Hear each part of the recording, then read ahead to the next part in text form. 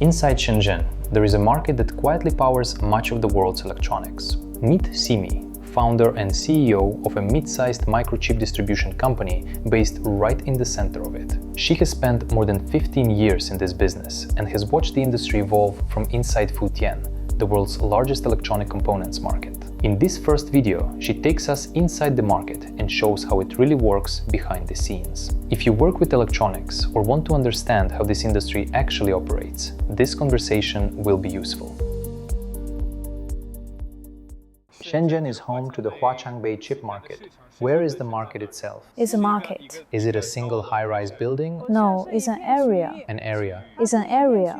In the past, this area had all kinds of businesses, but after the pandemic, almost all of them deal in components.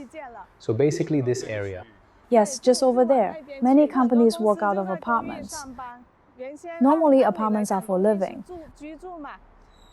But because there aren't enough offices, they work in these apartments too. So whether it's in skyscrapers, top-tier offices, or in very ordinary little shops, everyone works very hard. Shenzhen used the Saizhe building to represent Shenzhen's speed. It added a floor every 2 days. It went up very quickly. The most upscale places are these high-rises. Their rents are higher. The offices are bigger and nicely fitted out. But there are also very ordinary and basic ones here as well. I'll take you to see them later.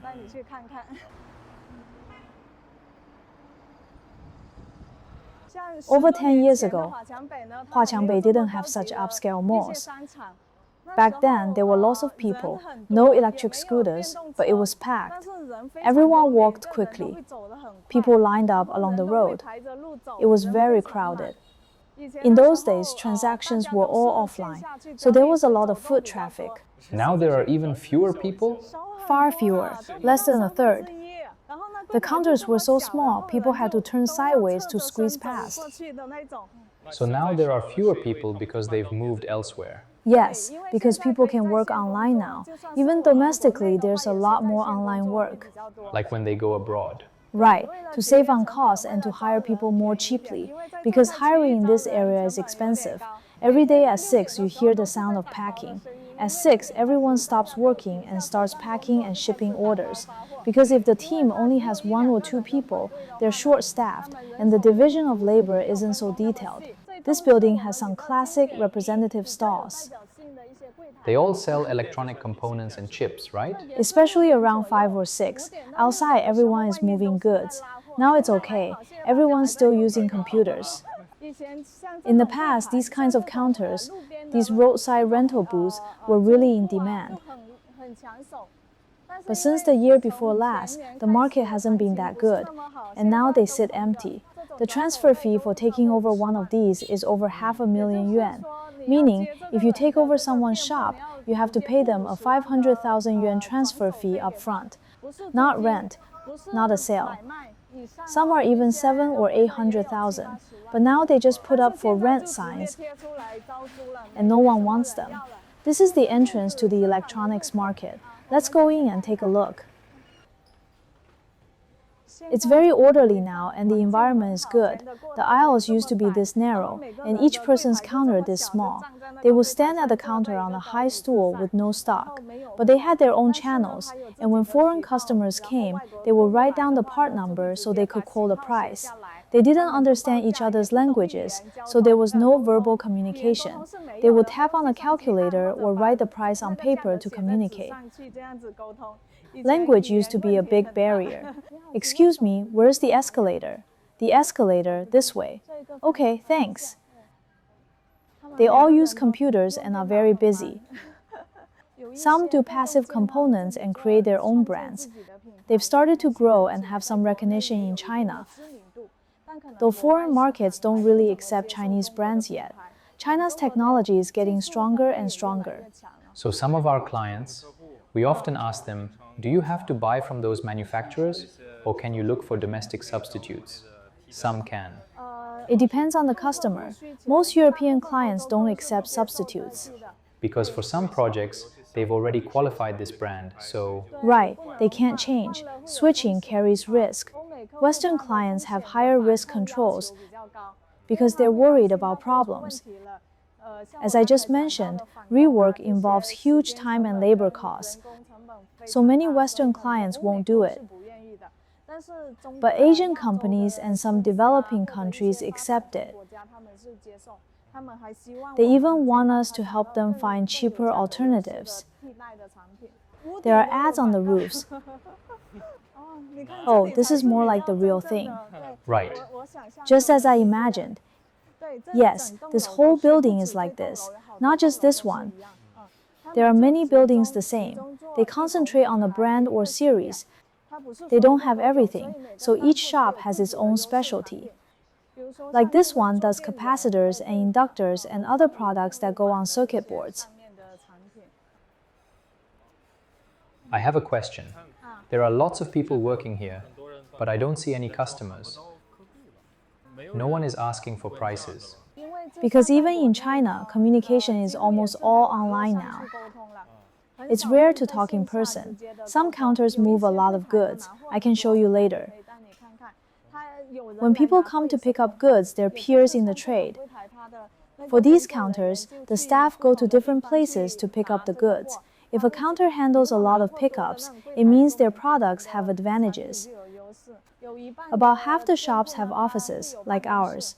This space is just to make it convenient to exchange goods, because our industry concentrates deliveries in this area, and people swap products here.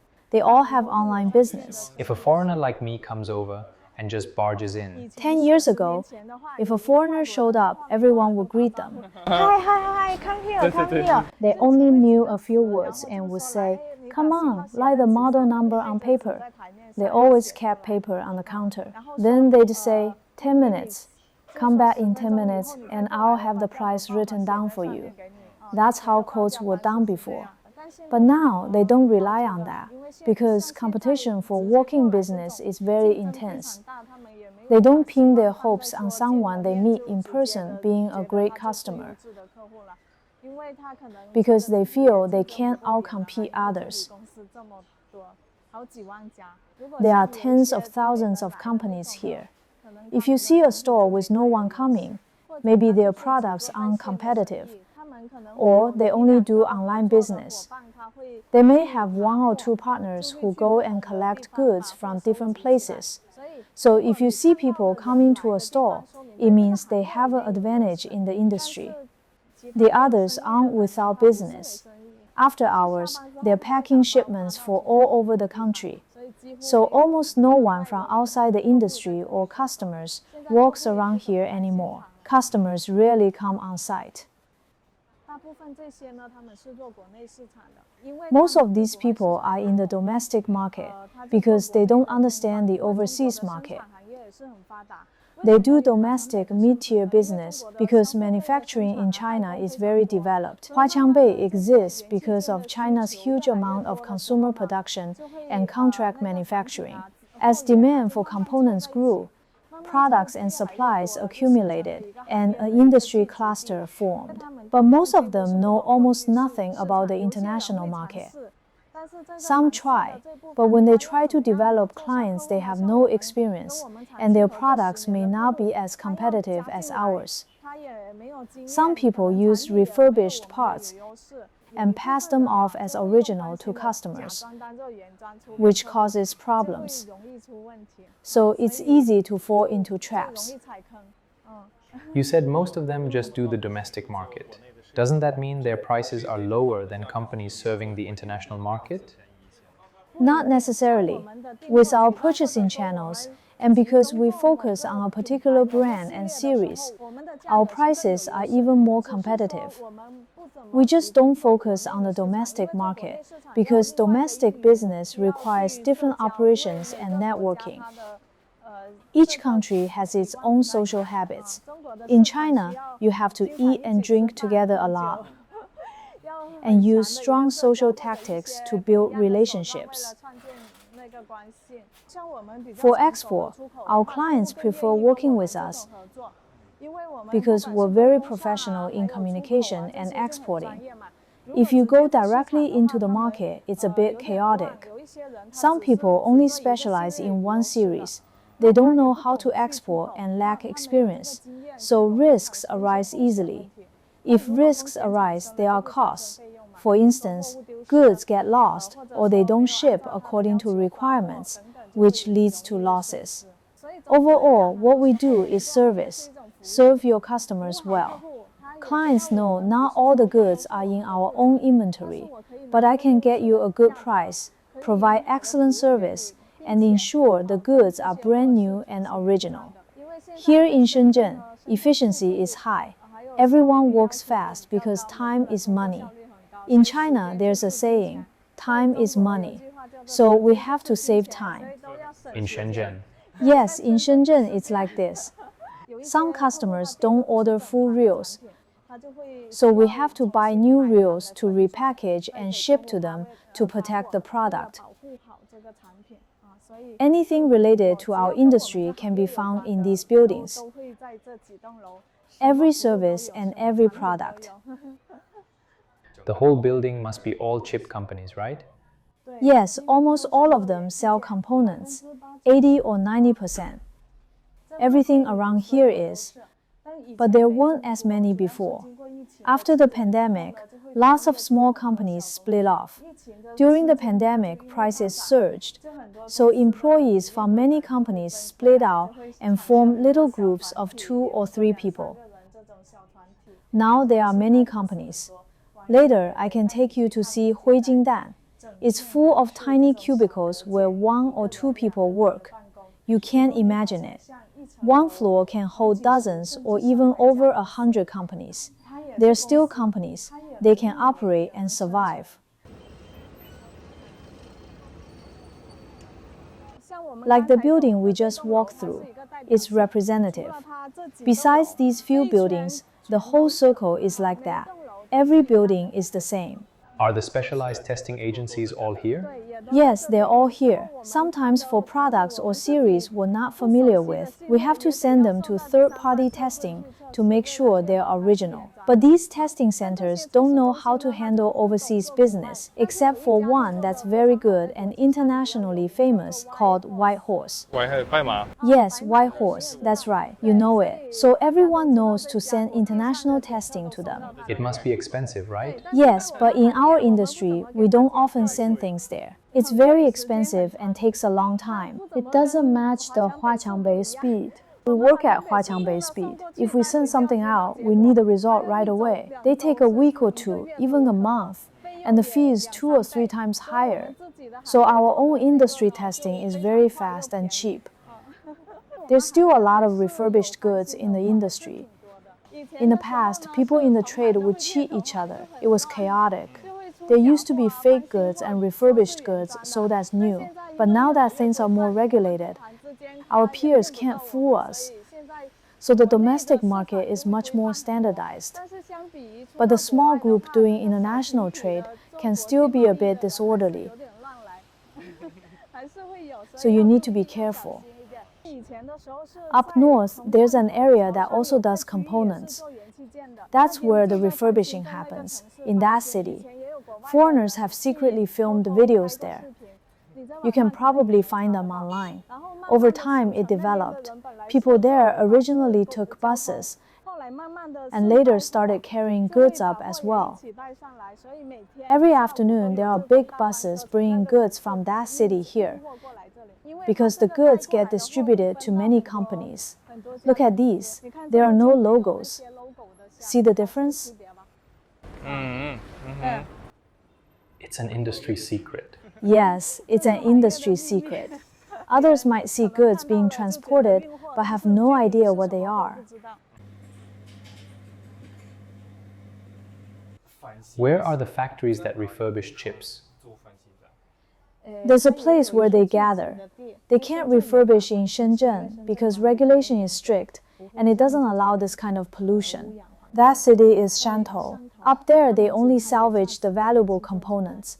The ones with no value get tossed. The pollution and water quality there are awful. As soon as you get near it, it stinks. They heat the PCB to melt it, so the components aren't damaged. Take the components off, and remove the solder from the leads so they can be reused.